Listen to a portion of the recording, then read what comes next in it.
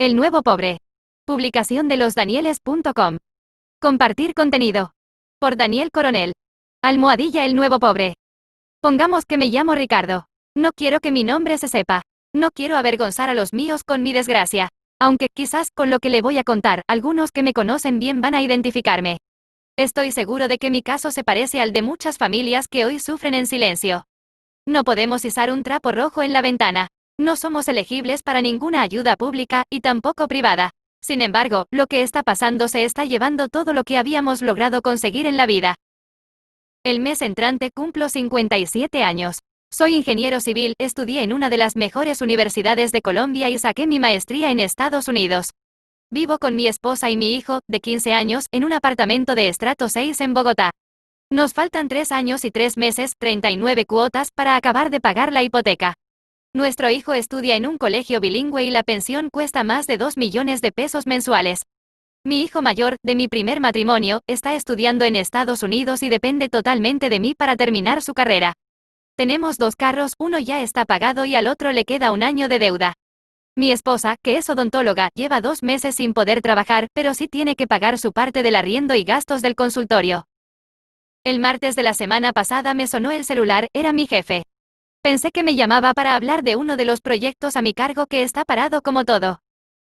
Hombre, no quisiera darle esta noticia. Usted es un gran profesional y trabaja hace más de 22 años con la compañía. Sentí el terror en mi estómago mientras lo oía. Usted sabe que el sector en general, y la empresa en particular, vienen afrontando enormes retos y con esto del coronavirus estamos obligados a tomar decisiones muy difíciles. Sí, lo entiendo, musité mientras el mundo se me venía encima. Por eso tenemos que eliminar varias posiciones. Entre esas, dolorosamente, está la suya.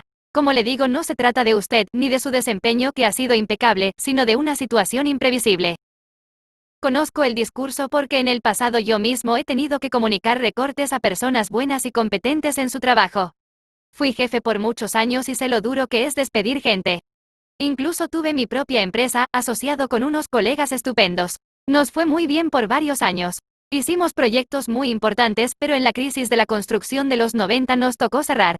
Con dolor tuve que darle las gracias y entregar la liquidación a cada empleado. Le puse la cara a todos los acreedores y conseguimos plazos para pagarles. Mi primer matrimonio no soportó esa crisis. Como decía mi mamá, cuando la pobreza entra por la puerta, el amor sale por la ventana.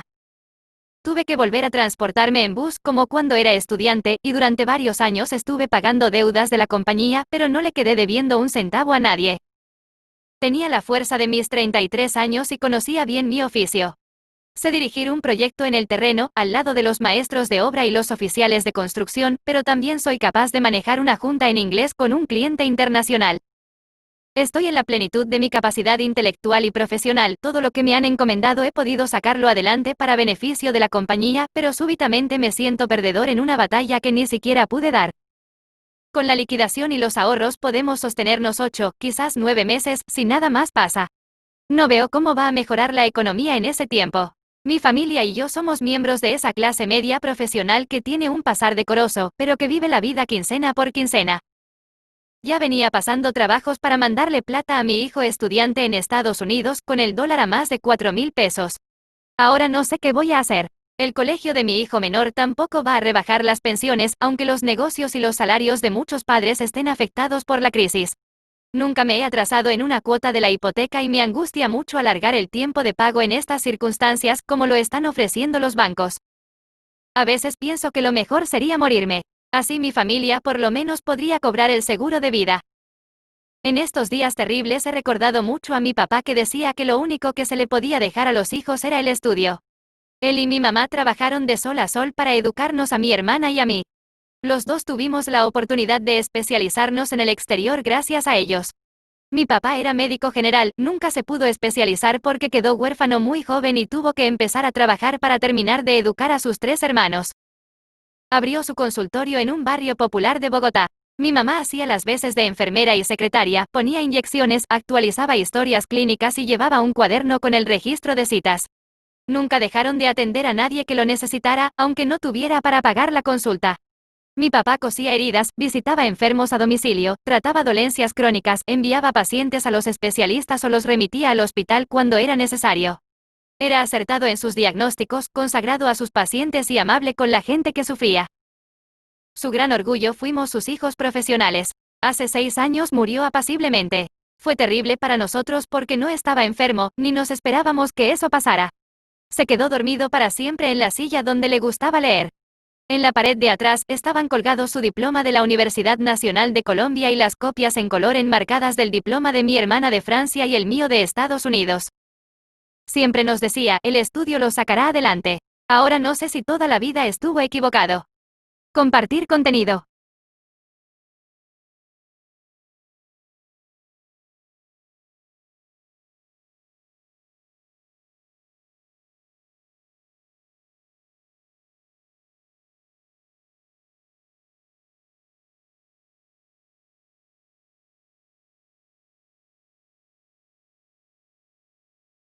La importancia de llamarse Daniel.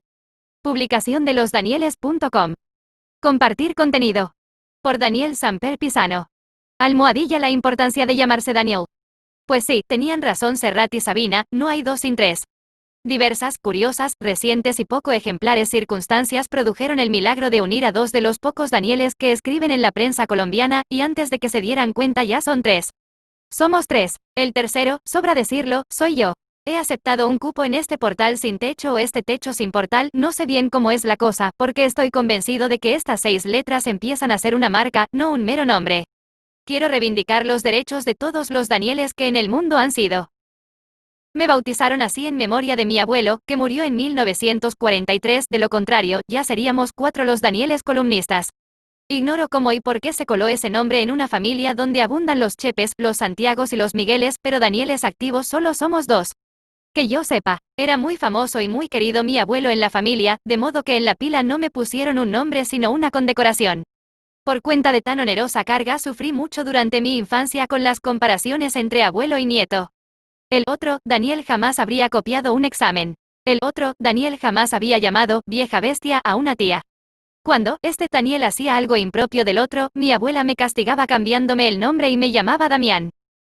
Odié ese legado no pedido hasta que vi una película en que un valeroso Daniel convivía en un foso con leones que le lamían las sandalias y, a pesar de eso, lo respetaban.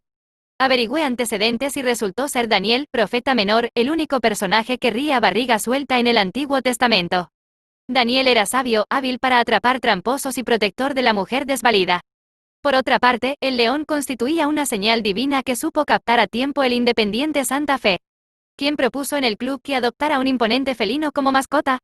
Yo. ¿A quién le encargaron de que lo consiguiera y trajera a Bogotá?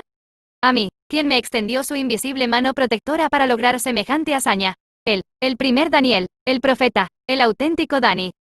Dada la trascendencia del personaje, es difícil creer cuán poco se emplea su nombre. No existen San Falcao, San Jefferson, San Jerry ni San Wilmar, pero sus tocayos están en la selección Colombia. En cambio, ninguno de los pocos Danieles disponibles para tan alto menester ha sido escogido.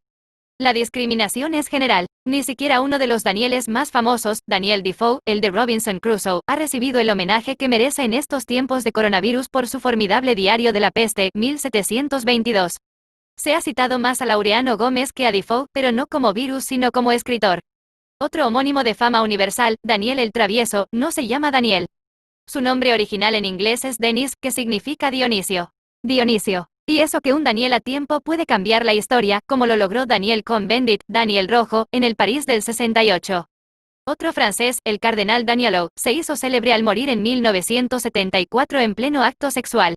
Eso sí, disfrutaba con una hermosa rubia de 24 años y no con monaguillos ni sacristanes, que quede claro. El cine tiene pocos Danieles, Danny Kaye, un pelirrojo bastante simple, el genial Daniel Day-Lewis y un reciente 007, Daniel Craig. La música, en cambio, ha aprovechado más el nombre que otras artes. Por ejemplo, Dani Daniel, cantante español, ordeña la marca al cuadrado. Los Daniels, quinteto mexicano de rock, se autodenominan así pese a que solo incluyen a un Daniel. Es posible encontrar 4 o 5 Danielas que cantan profesionalmente. Una de ellas, la Mori, sufrió una isquemia el año pasado, pero ya está bien, gracias. Durante años pensé que nuestro himno nacional era mejor que la marsellesa y que uno no debe ponerles a los hijos el nombre de los padres. Pero el ser humano es oscilante y cambiante, y al enfrentar la vida real sufrí un doble trauma, me decepcioné del himno y bauticé Daniel a mi único hijo varón, el que sale en un video hablando de su puto libro, en eso también me copió. Te vas a arrepentir, me advirtió mi mujer. Con el nombre, el niño heredará tu historia. Como siempre, tenía razón. A los 20 y pico años, cuando el chino era un manso profesor de literatura, le ofrecieron una columna en una revista y aceptó. En esa época yo escribía en El Tiempo, así que fuimos dos columnistas con el mismo nombre. Como el segundo apellido marcaba poca diferencia, le propuse que adoptara el apelativo de Juan Daniel, para volverlo más tarde Juan D y evitar que tropezáramos en la misma piedra. Alegando el orgullo de llevar mi nombre, se negó a ser Juan D y además me pidió plata prestada. Al principio DSO heredó mis pequeñas glorias y mis tenaces enemigos. Ahora es al revés, yo soy su heredero. Por eso estoy aquí, y, gracias a la coincidencia de nombres, publico al lado de mi admirado Daniel Coronel y mi desobediente preex Juan D. Calzó de nuevo los guayos motivado por la necesidad de apoyar la independencia de la prensa, parcialmente secuestrada por el dinero. Visitaré este espacio cada vez que pueda o cada vez que quiera. Alzaré la mano y saltaré a la cancha. Como en los viejos tiempos. Compartir contenido.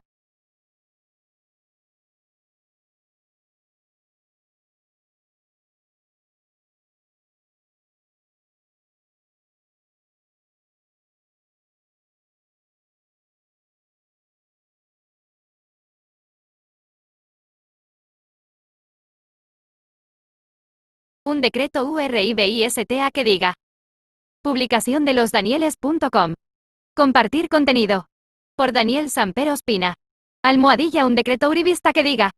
Una pandemia recorre el planeta, circulan videos de ovnis, 2 meteoritos se aproximan a la Tierra. Y por si faltaran noticias apocalípticas, Ricardo Arjona lanza nuevo disco e Iván Duque logrará, previa entrega del Ministerio de las TIC a la familia Char, mayorías en el Congreso para hacer teleaprobar las medidas que al teleuribismo se le vengan en gana, todo esto mientras los demás hablamos del coronavirus, ¡qué corona infierno! Inicia, amigos, de manera oficial, el fin del mundo. El magno suceso empezará por nuestro humilde Estado de Derecho. Congresistas de diversas tendencias han denunciado que el presidente de la corporación, Lidio García, no solo se llama Lidio, sino que encima de todo manipula las deliberaciones con jugaditas que administra desde la aplicación Zoom, convertido en todo un técnico de sistemas, reduce y agranda las pantallitas a su antojo, silencia a quien considere y teleadministra la telepalabra casi mentalmente, con telepatía. Y cobra por horas. Para ejercer control político, entonces, los congresistas deben escribir en vano la tecla Control más Alt y resignarse a estar en casa, porque las directivas del Congreso se niegan a llamar a sesiones presenciales, ni que fueran obreros para salir a trabajar. Yo sé que resulta deprimente entregar el Estado de Derecho bajo la figura de unos senadores, casi todos en calzoncillos o pantalones de pijama, y rara vez afeitados, que simulan legislar a la distancia, mientras la rama ejecutiva los deglute a sorbos. Me permití redactar el decreto con que los amigos del Centro Democrático podrán legalizar algunas de sus propuestas recientes y agregar algunas nuevas para que don Lidio las haga aprobar a punta de telepupitrazos en la próxima telejornada telepática. Decretos de emergencia sanitaria, a través de los cuales el partido de gobierno se permite refundar la patria por segunda vez.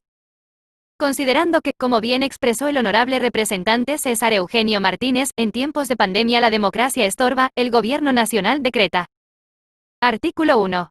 Ordénese la libertad inmediata del doctor Andrés Felipe Arias y nómbresele como director de Finagro para aprovechar su experiencia en el manejo de subsidios al pequeño campesino. Parágrafo. Rebautícese dicho programa con el nombre de Agroingreso Solidario. Artículo 2.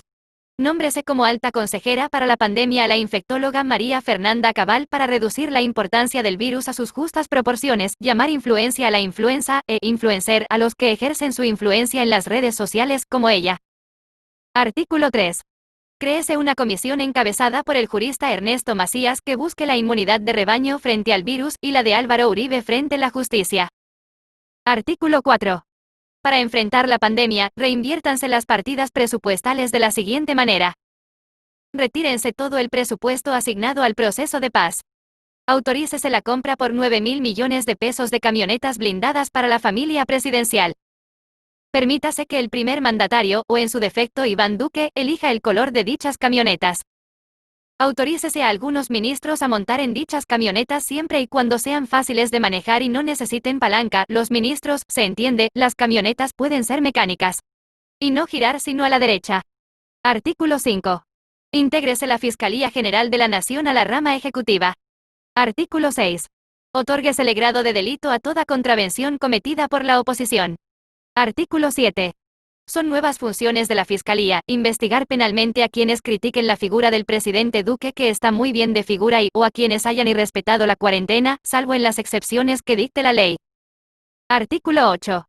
Son excepciones para investigar penalmente a los infractores que hayan atentado contra líderes sociales, que hayan financiado ilegalmente la campaña presidencial de Iván Duque, que se llamen Calla Daza. Artículo 9. Ordénesele a la Fiscalía que durante la pandemia no pida cárcel para que los reos queden libre de toda corrección, de toda cadena. Artículo 10. Permítasele al presidente de la República presentar un programa de televisión en el cual a. Estrene chaqueta. b. Tenga pote de gel antibacterial en la mesa del set. c. Invite a William Vinasco Che a narrar goles. Artículo 11.